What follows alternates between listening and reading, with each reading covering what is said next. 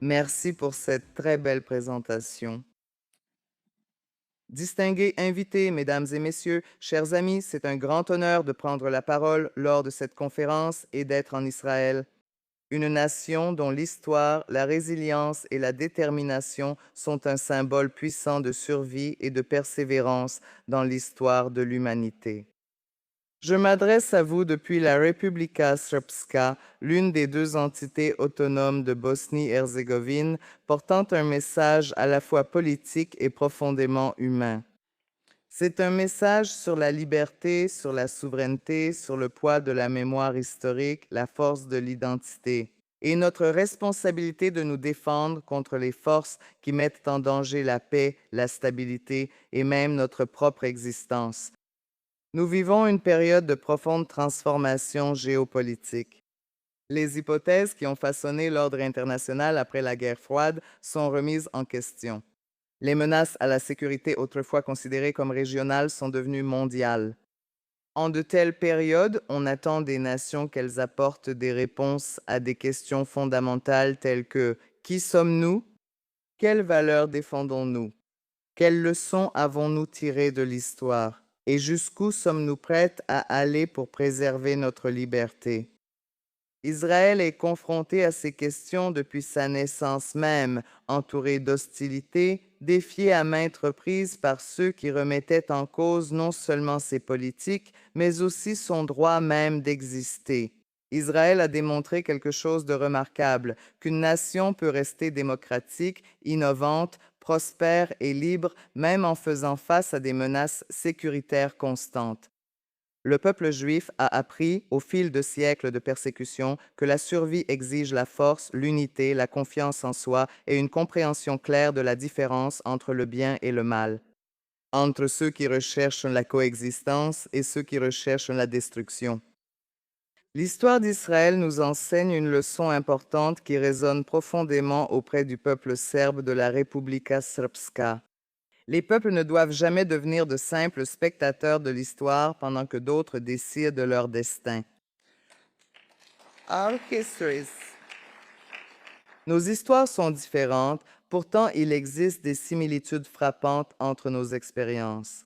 Les peuples juifs et serbes ont tous deux enduré des périodes d'anéantissement, de persécution, de déplacement, de diabolisation et des tentatives d'effacer ou de réécrire nos expériences historiques.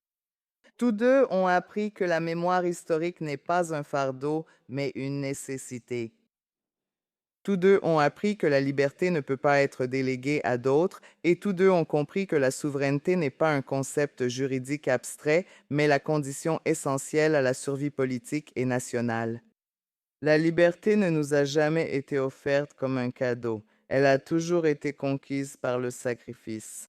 La liberté n'est jamais acquise définitivement. Elle doit être défendue sans cesse politiquement, moralement, institutionnellement et parfois physiquement. Chaque génération doit mériter le droit de la préserver et de la transmettre avec honneur à la suivante. Peut-être que nulle part ailleurs cette compréhension partagée n'est-elle plus visible que dans les tragédies du XXe siècle. Le peuple juif a subi l'Holocauste. Le peuple serbe a subi un génocide dans l'État indépendant de Croatie. Dans des lieux tels que Jasenovac, l'un des camps de concentration les plus horribles de l'Europe occupée, où 700 000 Serbes juifs et Roms ont été systématiquement exterminés simplement à cause de ce qu'ils étaient. Les victimes appartenaient à différentes communautés, mais le mal qui les visait était le même. Le XXe siècle a enseigné une leçon douloureuse aussi bien aux Juifs qu'aux Serbes. La haine commence par des mots, se poursuit par la discrimination et finit par la violence.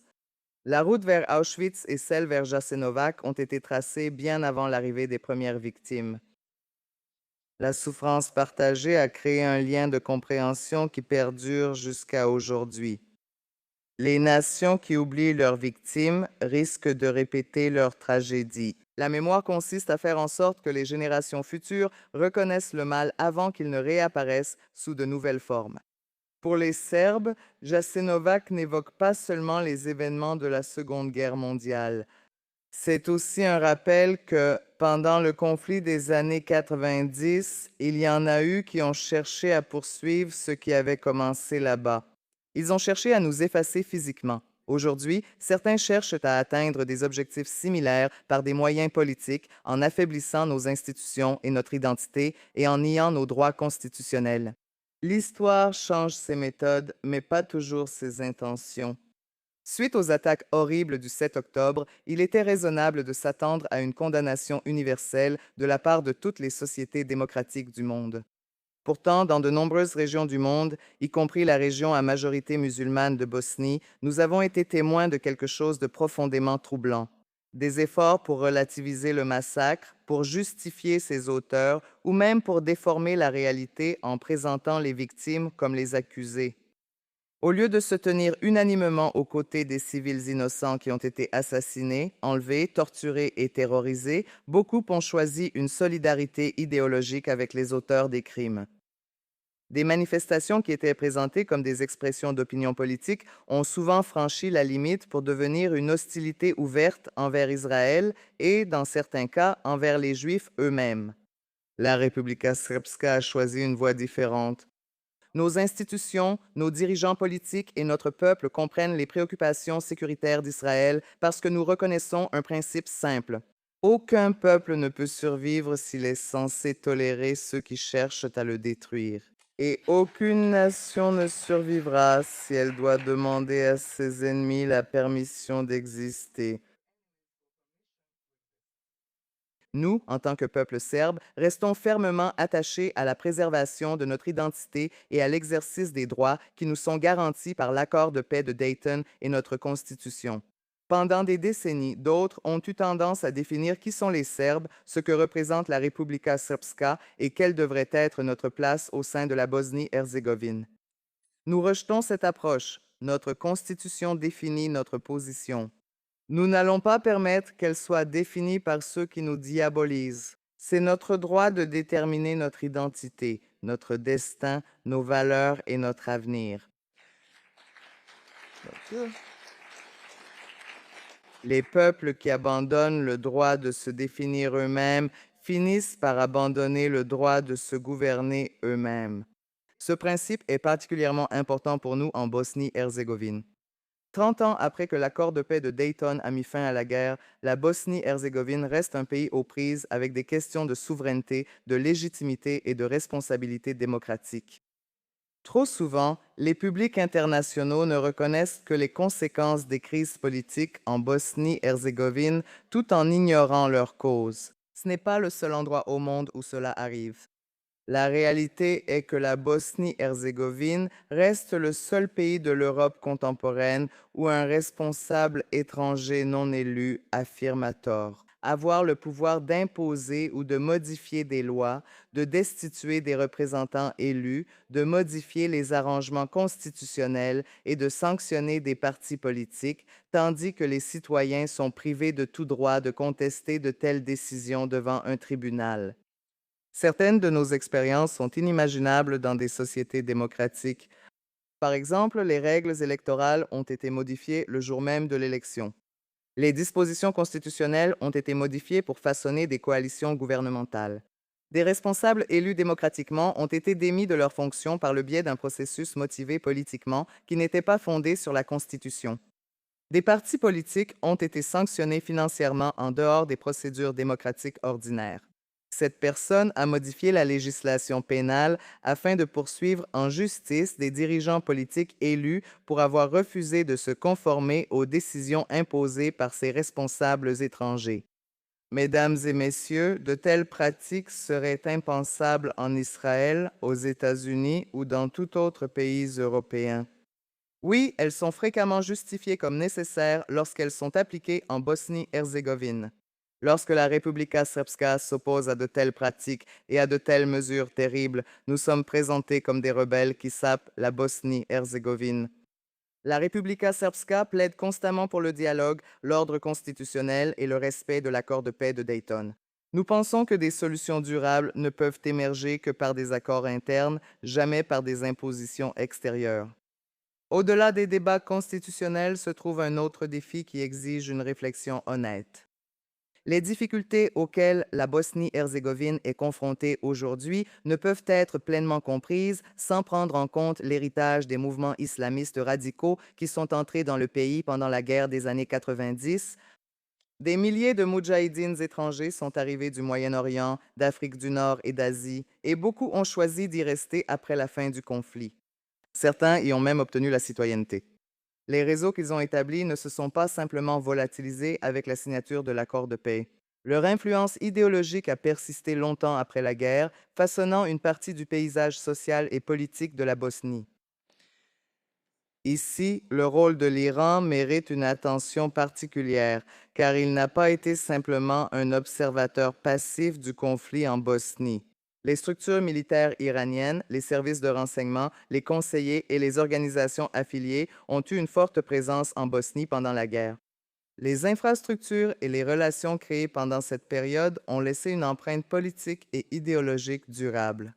Encore aujourd'hui, les représentants officiels de l'Iran et d'autres acteurs à Sarajevo commémorent et glorifient publiquement les soi-disant martyrs et bergers, tandis que ces cérémonies sont souvent présentées comme des actes de mémoire historique.